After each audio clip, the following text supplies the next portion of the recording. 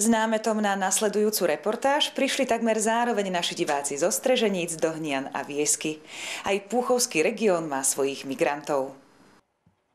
Od malička nám vštepujú, že lienka je sympatický a predovšetkým užitočný tvor. Je to síce pravda, ale ak sú ich tisíce, sympatie sa menia na paniku. Na Vieske v Dohňanoch na viacerých častiach doliny ľudí už 2 dni trápia nálety. Na Vieske v Dohňanoch a na viacerých častiach doliny ľudí už 2 dni trápia nálety lienok. Sú ich tisíce. Je to tu pravidelne každý rok, alebo je to teraz nejaké výnimočné? My tu bývame 9.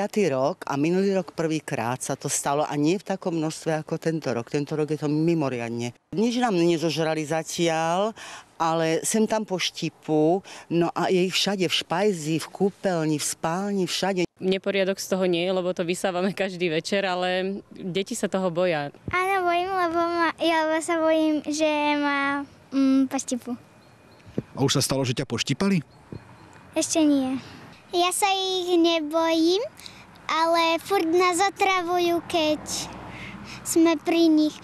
Reč je o lienke azijskej s poetickým latinským názvom Harmonia axyridis. V Európe sa v čoraz väčšom množstve objavuje od roku 2006. Je veľmi dravá a používala sa na biologickú ochranu rastlín v okolitých európskych štátoch a keďže sa premnožila, tak vlastne rozširuje svoj areál a dostala sa aj na naše územie. Roje, ktoré v týchto dňoch znepríjemňujú život majiteľom rodinných domov priľahlých obcí, sú našťastie krátkodobým úkazom.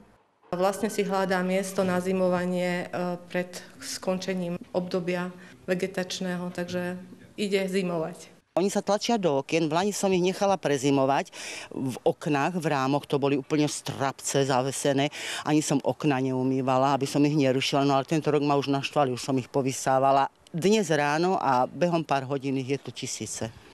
Nie je divu, dobre sa rozmnožuje. Kým samička domácej lienky 7-bodkovej nakladie za život 50 až 150 vajíčok, lienka azijská až 2000. Dokonca hrozí nebezpečenstvo, že postupne bude z prírody vytláčať domáci druh.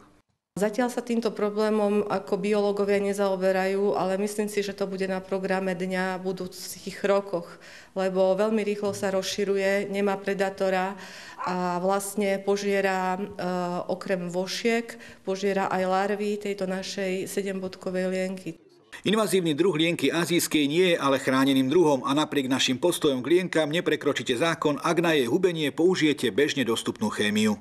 Postrek nie, lebo vraj lienky sú veľmi užitočné, že požierajú vožky, tak z tohto hľadiska ma to vôbec nenapadlo, ale neviem, jak to takto bude dlhšie trvať, tak asi budeme nad niečím takým uvažovať. Existuje aj nejaká biologická ochrana proti ním? Existuje nejaký živočích na Slovensku, ktorý je ich prirodzeným nepriateľom? No, na Slovensku bohužiaľ žiadny taký živočích neexistuje. To znamená, že musia to prebrať túto iniciatívu ľudia. Tak ako sa bežne proti komárom bránime, treba sa brániť aj voči tejto lienke, lebo je to druh, ktorý hryzie a u niektorých citlivejších ľudí spôsobuje aj alergické reakcie.